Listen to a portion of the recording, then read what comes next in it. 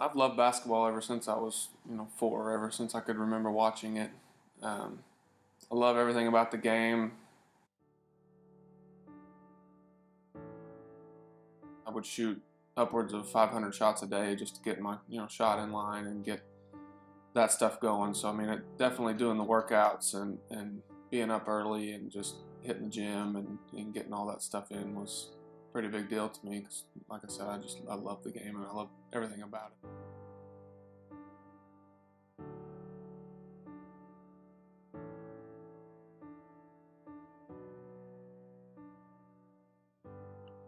Thomas Parker grew up in a small town outside of Tulsa. His only way out of that town was through the game he loved, basketball.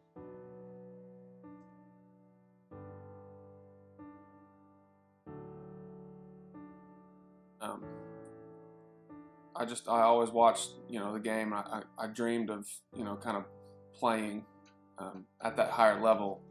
So for me, that was the goal behind all that, is to make it to that next level and take my game there.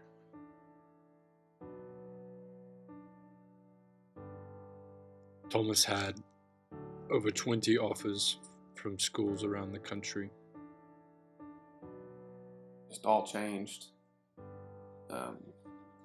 One day I just had a kind of a shooting pain in my leg, so I went to the doctor, where they ran some tests and did like a CAT scan and all that stuff, and the results came back and they said it was cancer. That just ended everything. It kind of destroyed all my hopes and dreams from there as far as basketball goes.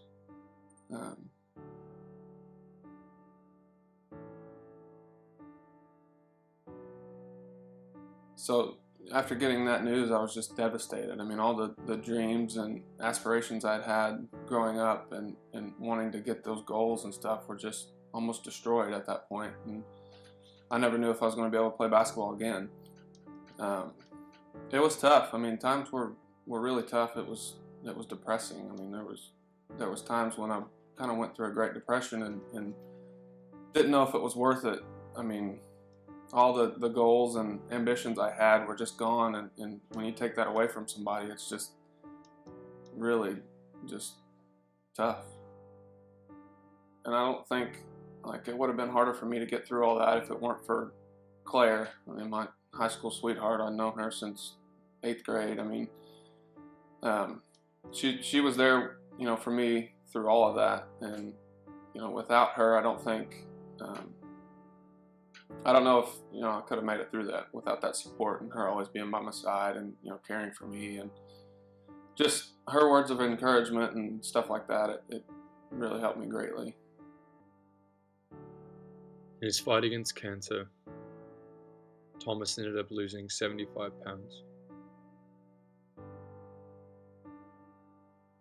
And on top of that, he lost his leg as well. She's been there for me through everything. She's by my side at the hospital bed. Just her love and support through everything is what really kept me going day to day and able to get through that time. We met on a church bus summer before 9th grade on our way to church camp. And one of our, mutual friends sort of was like, hey, you should sit here. And so I did, and it was super awkward for like 5 hours because we were both really shy, but he was adorable.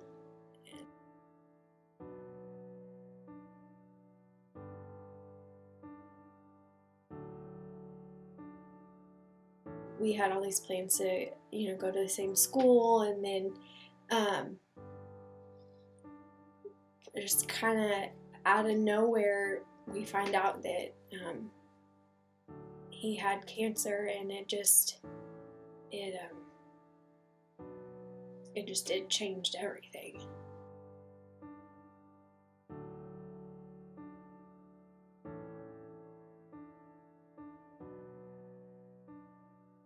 In his hometown, only 30% of high school seniors go on to college.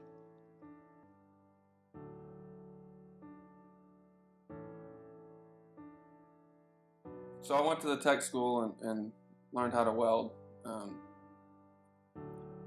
Figured that'd be the best route to go, because I knew how to weld. I just wanted to kind of get the degree in it and be able to get a job with that degree, I guess. So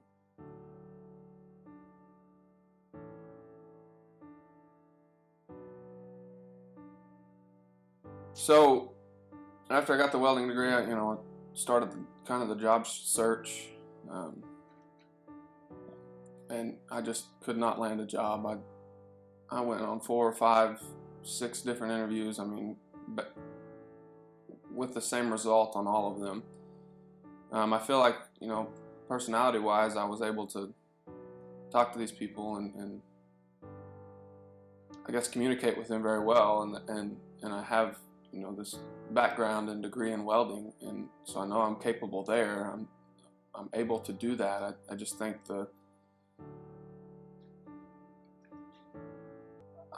my I guess disability or whatever, they saw that and it kind of set me back. Every year, Americans with disabilities get turned away from over 2 million jobs. Thomas was one of them. And I mean, I can understand, why they would be reserved in maybe hiring me for the job, because I do have a slight limp. It might be tough for me.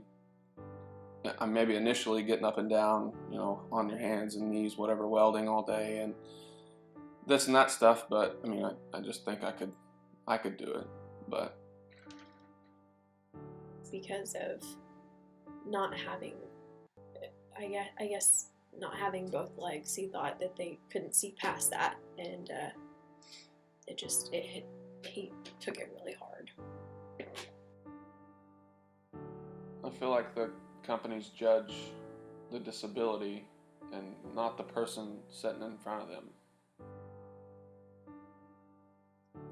I can understand their reservations. I do have a noticeable limp when I walk. It might be, harder for me to perform certain tasks the way other people can do it. I understand that the cancer might come back. I have this disability, but it doesn't define me. It doesn't define who I am. Thomas persevered and began to take undergraduate courses at Oklahoma State University in Tulsa. Not getting hired it kind of went on for probably a year, I'd say, and it just wasn't working. So I said, that's kind of enough of that. I got to go get a real degree, and